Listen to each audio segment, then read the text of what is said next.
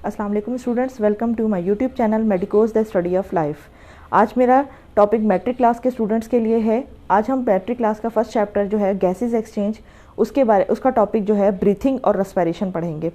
बहुत सारे students breathing और रेस्पिरेशन में वाज़ेह फ़र्क नहीं कर पाते, तो उसको मैं फ़र्क को आज एक्सप्लेन करूँगी अपनी वीडियो में। सबसे पहले हम बात करते हैं ब्रीथिंग की।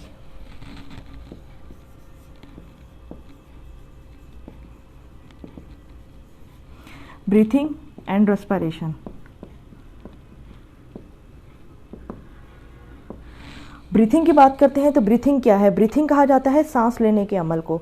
अब सांस लेने के अमल में क्या होता है कि हम ऑक्सीजन को इनहेल करते हैं और कार्बन डाइऑक्साइड को अपनी बॉडी में से रिलीज़ करते हैं। अब बात करते हैं कि इनका मैकेनिज्म क्या है। तो पहले बात करते हैं ये ब्रीथिंग प्रोसीजर किस तरीके का होता है। सबसे पहले ब्रीथिंग की बात करते हैं तो ब्रीथिंग क्या है? फिजिकल प्रोसेस है।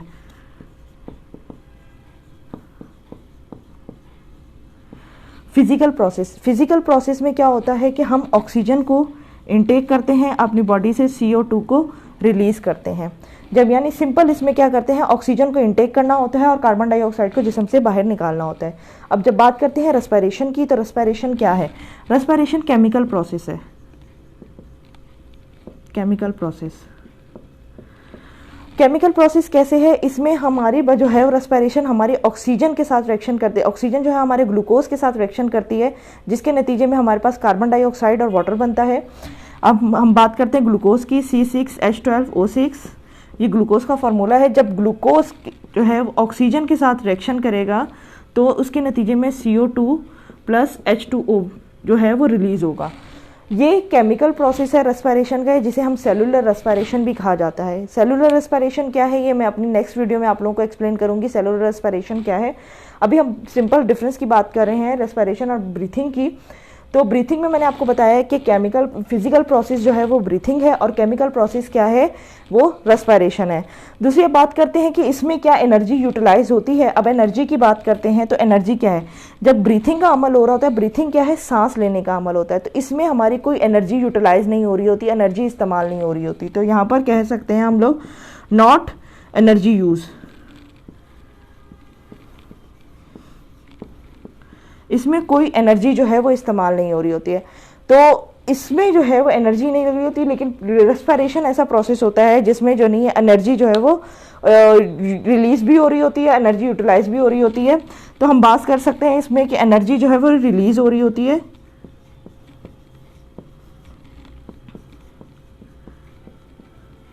एनर्जी रिलीज हो रही होती है किस फॉर्म में? ATP के फॉर्म में। ATP क्या है? एनर्जी के वो रिच कंपाउंड्स होते हैं। जैसे मैंने आपको बताया कि केमिकल प्रोसेस है, तो जब ग्लूकोज टूटता है, तो जब कोई भी केमिकल रिएक्शंस होता है, तो केमिकल रिएक्शंस में मॉलिक्यूल्स जब टूटते हैं तो अपना एनर्जी जो है वो रिलीज कर देते हैं। जब एनर्जी रिलीज होती है तो वो एनर्जी जो है वो ATP की फॉर्म में रिलीज होती है। अब बात करते हैं कि एंजाइम्स। अब इसमें एंजाइम्स जो हैं वो कोई भी एंजाइम यूज नहीं होता है। एंजाइम्स जो हैं वो इसमें यूज़ नहीं होते। अब एंजाइम्स की बात करते हैं तो ये एंजाइम्स क्या हैं? एंजाइम बायोलॉजिकल कैटलिस्ट होते हैं जो रेट ऑफ रिएक्शन को या तो तेज़ करते हैं या फिर स्लो करते हैं। अब मैंने आपको बताया कि ये केमिकल प्रोसेस है। तो केमिकल प्रोसेस किस तरीके से है कि हमारे बॉडी में मेटाबॉलिज्म का अमल हो रहा होता है, यानी हमारी ग़िज़ा जो है वो बड़े लार्ज मॉलिक्यूल से छोटे मॉलिक्यूल्स में टूट रही होती है। जब हमारे बड़े मॉलिक्यूल्स, लार्ज मॉलिक्यूल जब टूट रहे होते हैं तो वो टूटने के लिए जो है वो रेट ऑफ रिएक्शन को तेज़ करने के लिए और स्लो करने के लिए एंजाइम्स की ज़रूरत होती है।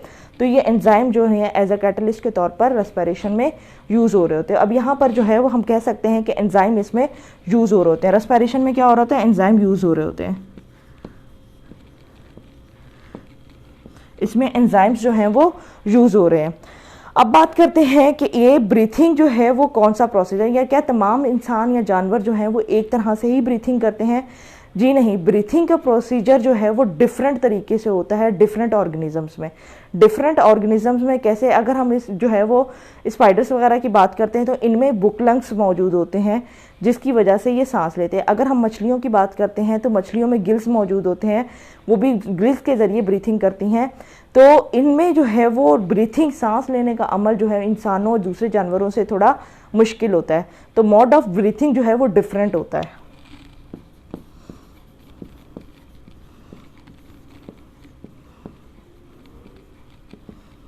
Breathing is different in organisms।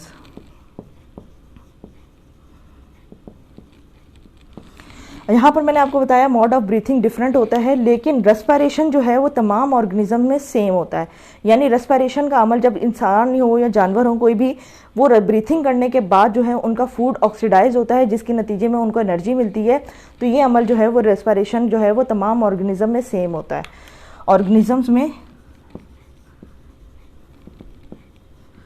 Same है, ऑर्गेनिजम्स में सेम ये मोड ऑफ रेस्पिरेशन जो है वो बिल्कुल सेम है।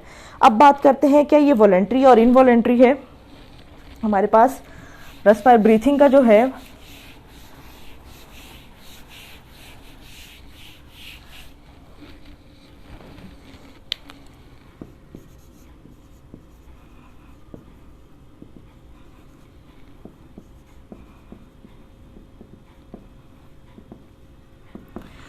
ब्रीथिंग की बात करते हैं तो ब्रीथिंग वो अमल होता है जो हमारे पास जो है वो इनवॉलेंट्री भी होता है और वॉलेंट्री भी होता है।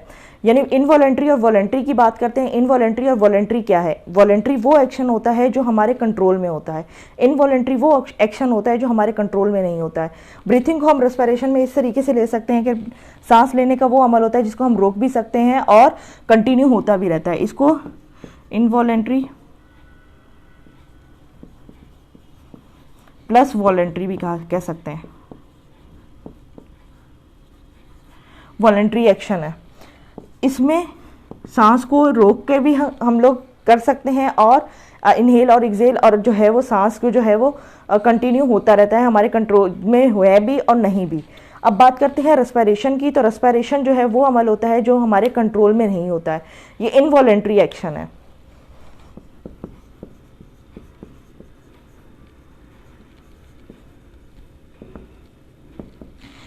यानी ये वो एक्शन होता है जो हमारे कंट्रोल में नहीं होता है, जिसमें हमारी फूड ऑक्सीडाइज होती है और ऑक्सीडाइज होने के बाद हमें एनर्जी मिलती है। अब मैं आपको पूरा ओवरऑल इसका रिव्यू बताती हूँ। सबसे पहले जो है वो ब्रीथिंग की बात करते हैं तो ब्रीथिंग जो है वो हमारा फिजिकल प्रोसेस है, जबकि रेस्पिरेशन हमारा जो है वो केमिकल प्रोसेस है।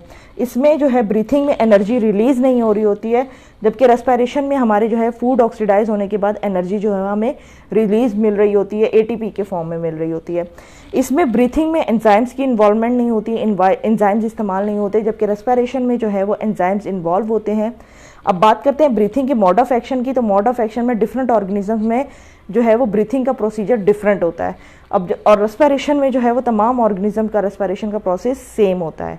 और जो है हमारे पास ब्रीथिंग जो है वो वॉलेंट्री और इनवॉलेंट्री दोनों में आ जाता है, और जबकि रेस्पिरेशन हमारे पास जो है वो इनवॉलेंट्री एक्शन है। आई होप आपको मेरी वीडियो पसंद आई होगी। मेरे यूट्यूब चैनल को लाइक और सब्सक्राइब ज़रूर कीजिएगा और अपनी फीडबैक मुझे कमेंट्स के ज़रिए ज़रूर दीजिएगा। Thank you.